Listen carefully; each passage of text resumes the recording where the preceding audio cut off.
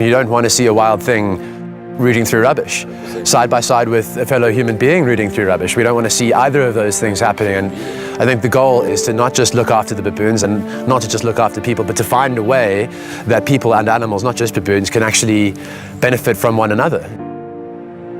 It's an incredibly polarized topic. People either really love baboons or hate them. A lot of people in the middle who are ambivalent don't make their voice heard. So unfortunately for the baboons, the voice that we hear most loudly are the very small percentage of people who are anti. There are so few incidences where baboons have actually pushed people or hurt people in any way. The only time baboons ever respond with any sort of aggression is when they're defending their young or when they're defending other members of their troop. A lot of people are prepared to manage their waste and to live, appropriately so.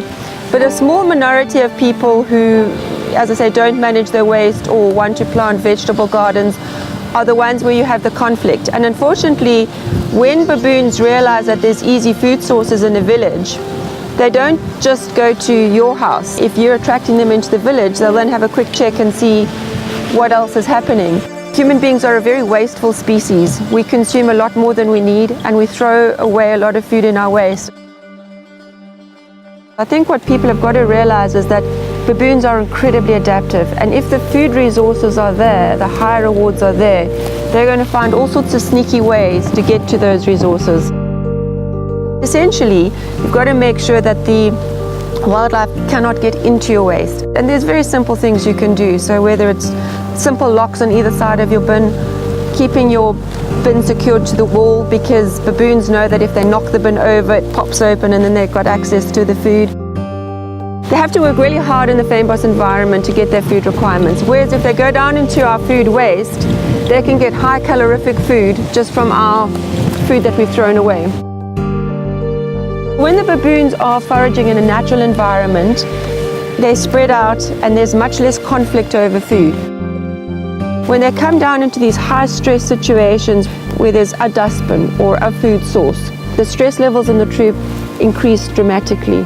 So ideally one wants to keep them out of human food and out of easy food sources and in the natural environment. But the question of how we do it is really, really important. I was writing a song for the baboons. It's going like this. In the big and steady mountains, where the baboons live and stay, where they fighting for their food and looking for some water.